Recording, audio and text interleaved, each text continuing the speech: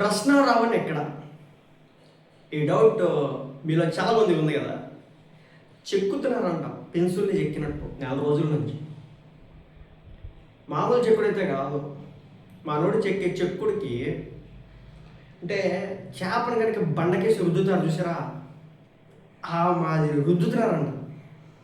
నీకు ఎలా తెలుసు రజాక్ అంటే అప్పుడప్పుడు కొన్ని తెలుస్తూ ఉంటాయి అనమాట. ఏమంటే మనోడి వరకు మనోడికి నార్మల్ కోర్టులో అయితే కనుక సితార జరిగింది, బాగా మోగించినారు. ఇక ఇప్పటి నుంచి ఏంటంటే ఎన్ఐఏ ప్రత్యేక కోర్టు అనమాట. మనోడు చేసిన దానికి పనికి గాను ఎన్ఐఏ ప్రత్యేక కోర్టులో ఇంకా వాయించబోతా ఉన్నారు. ఇక వాయించిన ఏ రేంజ్లో ఉంటుంది, అసలు బయటికి వస్తాడా రాడా, ఇక జీవితం మొత్తం కూడా ఇంకా 4 గోడల చుట్టూ తిరగడమేనా, ఆ ఊసలోనే లెక్క పెట్టుకోవడమేనా, ఏం జరగబోతుంది అనేది కొంతమంది డౌట్ ఉంది. చెప్పేది ఏంటంటే ఒళ్ళు మరిచి, కొంచెం పదాలు జాగ్రత్త వాడతాం, ఒళ్ళు మరిచి దాని ప్లేస్ కూడా పెట్టుకోండి.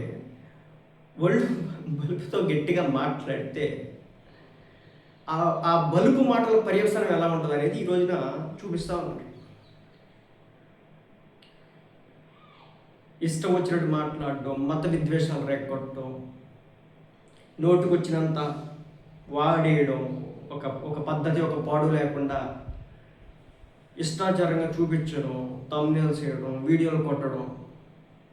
ప్రతి ఒక్కడికి నోరు ఉంటుంది, ఎవడైనా వాగ్గడుగుతాడు, కానీ దాన్ని కంట్రోల్ ఉంచుకోవాలి కదా.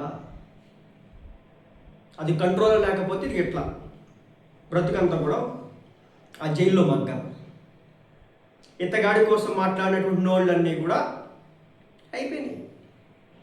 ఒక్కడు బయటకు రావట్లేదు, ఒక్కడు బయటకు కనిపించట్లేదు, ఒక్కడు రెస్పాండ్ అవ్వట్లేదు.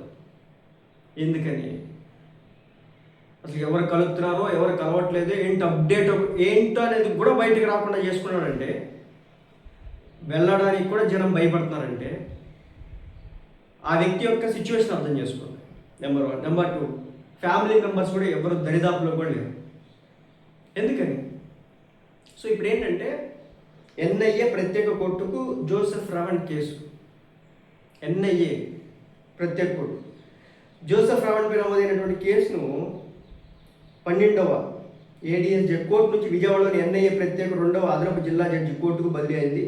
ఉప సెక్షన్ నమోదైన నేపథ్యంలో కేసు విచారణపై ఎన్ఐఏ ప్రత్యేక కోర్టులో కొనసాగబోతూ ఉంది.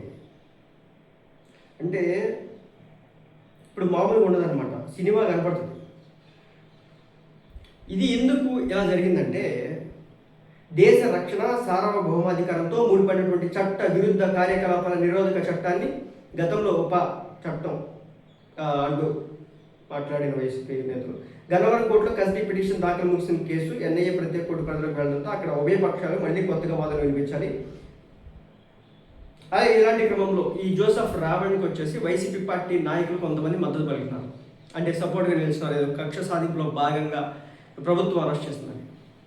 మరి నోటికి ఒక ఫిల్టర్ లేకుండా ఎంత పడితే అంత మాట్లాడేస్తా, నన్ను ఎవడేం చేయగలుగుతాడు, ఇష్టం వచ్చినట్టుగా పోస్టులు వేస్తూ ఉంటే నన్ను ఎవడే పెగ్గలుగుతాడు అనే ఒక మైండ్ సెట్ ఉంటే కనుక ఇక ఇలా అయింది. అలాంటి వ్యక్తికి అక్రమంగా అరెస్ట్ చేస్తున్నారు వీళ్ళు అని చెప్పేసి కొంతమంది ప్రగల్భాలు పలికినారు. సో ఇప్పుడు వీళ్ళలో ఎంతమంది వస్తారు, వీళ్ళలో ఎంతమంది ఇప్పుడు ఇతనికి సపోర్ట్ ఎన్ఐఏకి వెళ్ళింది కదా డైరెక్ట్గా, ఇప్పుడు ఏం రియాక్ట్ అవుతారో చూడాలా. వైసీపీ నాయకులు ఇంకా ఈ నిందితుడికి మద్దతుగా నిలుస్తారా? అలాగే పార్టీ ఆస్థాన లాయరు మాజీ పొన్నవ సుధాకర్ రెడ్డి గారు ఎన్ఐఏ కోర్టు ముందు వాదనలు వినిపిస్తారా, లేదంటే వదిలేస్తారా అని చెప్పేసి ట్వీట్లు పడుతూ ఉన్నటువంటి పరిస్థితి. చెప్తున్నారు కదా, చెక్కుతున్నారంటే ఇదే ఒక కోర్టు తర్వాత ఇంకొక కోర్టుకి. ఇప్పుడు ఎన్ఐఏ కోర్టుకి వెళ్ళిందంటే ఇది మామూలు ఇష్యూ అయితే కాదు, పెద్ద పంచాయతీ. దేశ విరోధక, దేశానికి వ్యతిరేకంగా నడిచేటటువంటి వ్యక్తులకి అలాంటి ఎన్ఐఏ కోర్టులోకి పోతారు. సో ఈ వ్యక్తి పోయినాడు. మొన్నటి వరకు కొంతమంది బయట కనిపించినారు, కొంతమంది ఎయిర్పోర్ట్లో కలిసి వచ్చినారు. ఏమైంది? ఏం లేదు, అంతా డొల్ల బిస్కెట్, అంతా దుకాణం సర్దుకోవడం. అంటే అంటారు కదా, ఏం లేదు నాకు ఎగిరెగిరి పడుతుంది, అన్నీ ఉన్నాయి అణిగిమణిగా ఉంటుందని. చాలామంది అన్నీ ఉన్నా సరే అణిగిమణిగా ఉంటారు. ఎందుకంటే కొన్ని పరిధులు విధించుకొని చెప్పే కదా, ప్రతి ఒక్కరికి నోడు ఉంటుంది, ఎంతవరకు అయినా వాగలవచ్చు. కానీ ఎగిరితే కనుక సిచ్యువేషన్ సినారీ ఇలా చెక్కించుకోవాల్సి వస్తుంది. కాబట్టి సోషల్ మీడియాలో పోస్టులు వేసేటప్పుడు, డిగ్రేడ్ చేసేటప్పుడు, లేదంటే ట్రోల్స్ చేసేటప్పుడు అనవసర కామెంట్లు పాస్ చేసే ముందు 1-2 సార్లు ఆలోచించుకోండి.